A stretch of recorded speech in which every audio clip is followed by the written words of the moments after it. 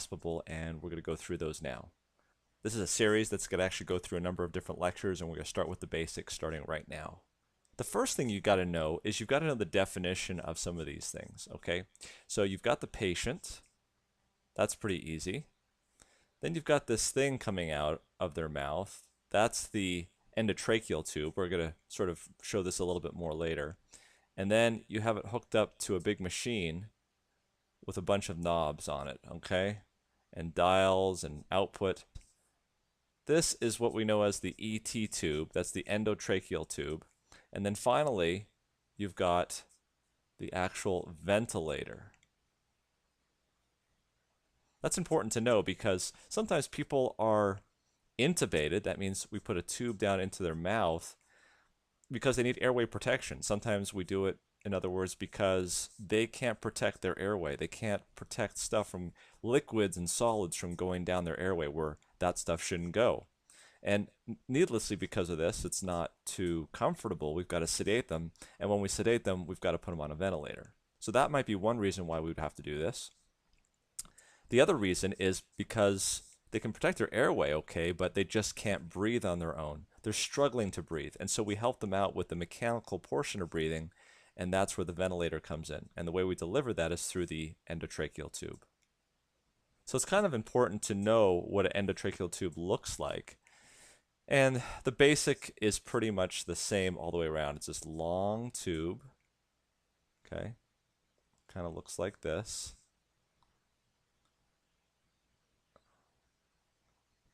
And that's the part that connects to the ventilator.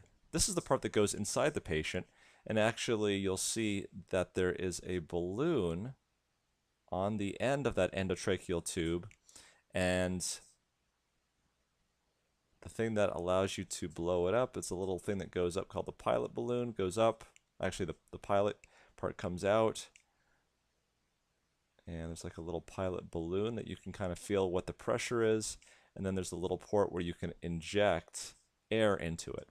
So when this goes down and you intubate somebody, it goes into their mouth, past their vocal cords specifically, and down into the trachea.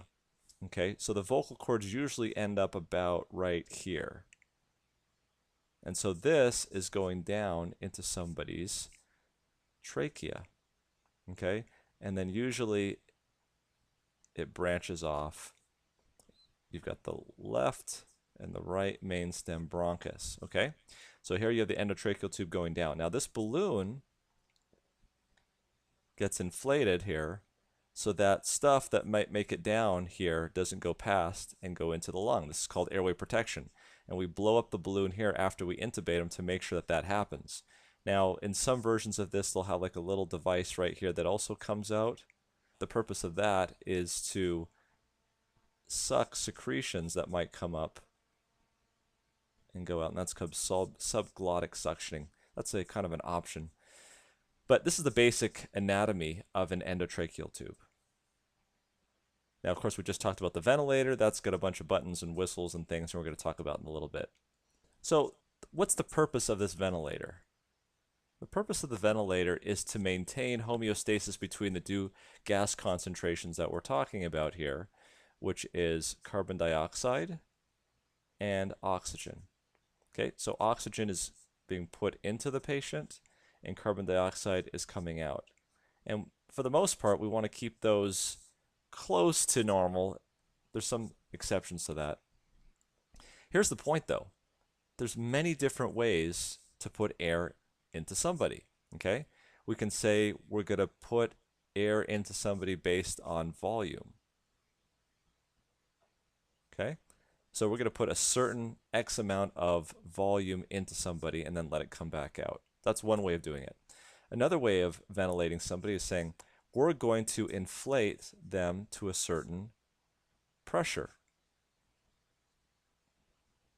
So we're going to have this ventilator put a certain amount of pressure into the patient, and then when that pressure is released, then it's going to come back out. So we can do that. Now, we can do it at a certain rate. We can do this fast, and we can do it slow. Okay, so in other words, how many breaths per minute. We could also adjust the flow rate. So in other words, yes, we can put a certain volume in, but we can give that volume slowly, or we can give that volume very quickly. Okay? The other thing is that we can do is we can decide how much pressure to leave in there at the end of when we put the air in, and then we can decide how much pressure to leave in there after we're done putting the air in. Finally, we can decide how much oxygen we want to put in there.